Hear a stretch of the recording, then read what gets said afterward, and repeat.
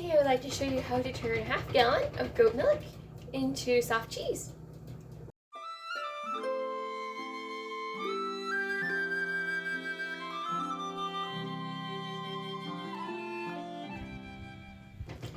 First, you start with the freshest, cleanest goat milk you can get your hands on.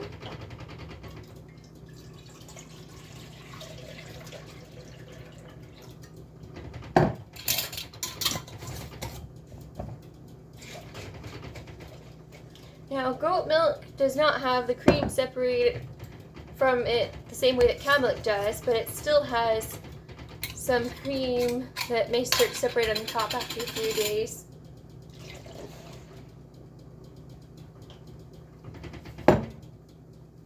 Then you want to heat your milk to just slightly warmer than room temperature, or about 90 degrees. And while I'm waiting for my milk to heat up, I'm going to clean up from this morning's milking. It only actually took me about 5 minutes to warm it to the proper temperature, so we can go ahead and cold turn it now. I have a 1/16 of a teaspoon of mesophilic starter culture. You can also use 2 tablespoons of a daughter starter culture if you have that on hand.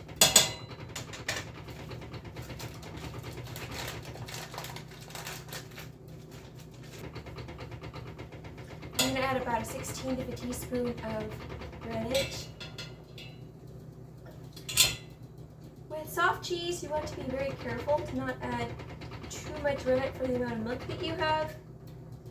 Otherwise, you will make your cheese more on the rubbery side, or at least it'll be more like a semi-hard cheese instead of a nice soft cheese.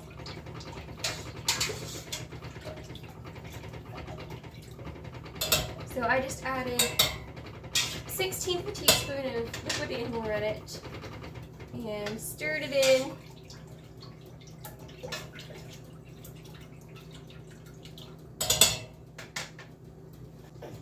And now we will cover our milk and just let it slowly sit and form a curd over the next 6 to 8 hours. So it's been about 10.5 hours since I set my milk to coagulate. We have a beautiful curd.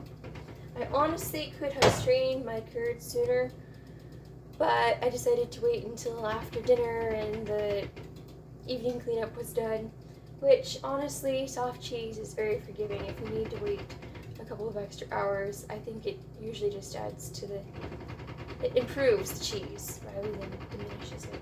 So I will go ahead and strain it into a fine cheesecloth now.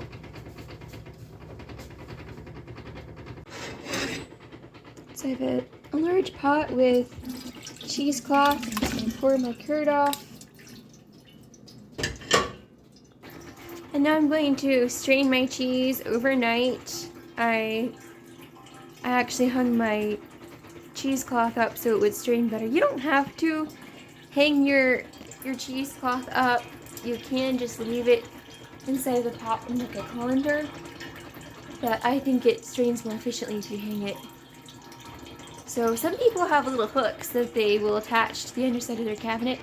I think that's a great idea. I just don't have that set up yet. It's been about 10 hours and we're ready to salt our strained cheese curd. And our curd is pretty much done dripping away. And we have a nice compact cheese curd that's well drained. I'm going to remove the cheesecloth now. You could also cut it into cubes at this point, but I'm going to crumble it with a fork. Now I'm going to transfer it to a good-sized mixing bowl that I can mix it up in.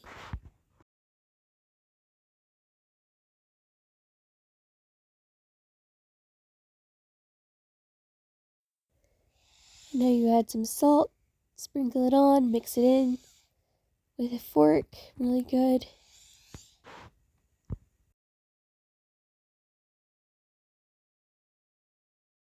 Now we're ready to add our herbs.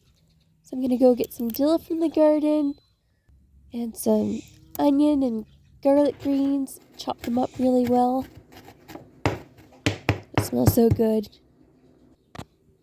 add it to my cheese crumbles, mix it in, and we have our soft goat cheese. And here's our finished product. We had some with breakfast. It's good on crackers or just by itself.